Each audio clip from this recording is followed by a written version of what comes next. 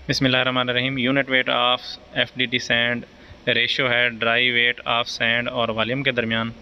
और इसके लिए जो ऑपरेटर्स हमें रिक्वायर्ड होगा, इसमें सबसे पहले नंबर पे हमारे पास वेइंग बैलेंस है, इसके साथ बेस प्लेट है,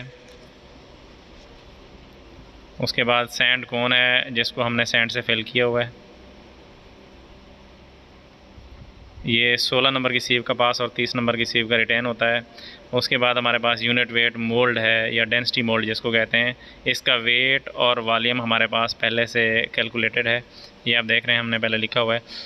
इसका वेट करने के लिए सिंपली आपने वेइंग बैलेंस पे वेट कर लेना है, और वॉल्यूम करने के लिए आपने इसको या तो वाटर से फिल कर लेना है, या फिर आपने इसका एरिया फाइंड करके टॉप से डायमीटर फाइंड करके πd²/4 से हमारे पास एरिया आ जाएगा, और उसको हम इस मोल्ड की टोटल डेप्थ से मल्टीप्लाई करेंगे तो हमारे पास वॉल्यूम आ जाएगा। तो ये हमने पहले कैलकुलेट किया हुआ है।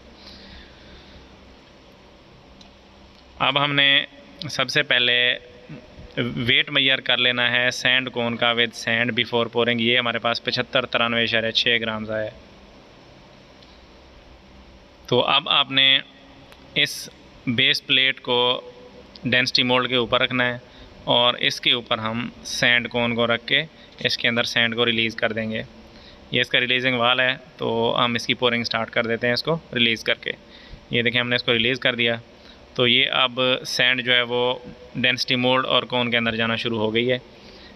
ये देखें नीचे जाना शुरू हो गई है। ये जब ये नीचे वाला मोल्ड भी भर जाएगा और उसकी कोन भी भर जाएगी तो सैंड नीचे जाना स्टॉप हो जाएगी। ये देखें ये स्टॉप हो गई है।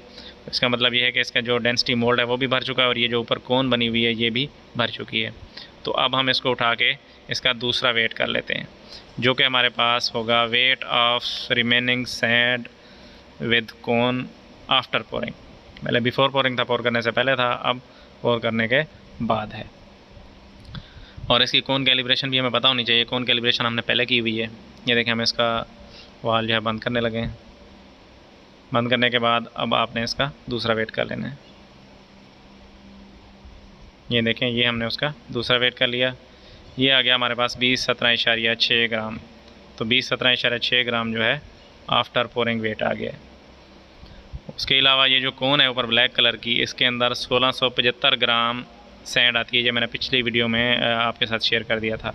तो इसके फार्मूले में आप ये देखें, टोटल वेट में से हम 17.7 माइनस करेंगे, और जो कोन कैलिब्रेशन है 1675 वो भी माइनस करेंगे, तो रिमेनिंग हमारे पास वेट बचेगा। उसको हम वॉल्यूम पे डिवाइड करेंगे तो हमारे पास डेंसिटी आ जाएगी। ये यूनिट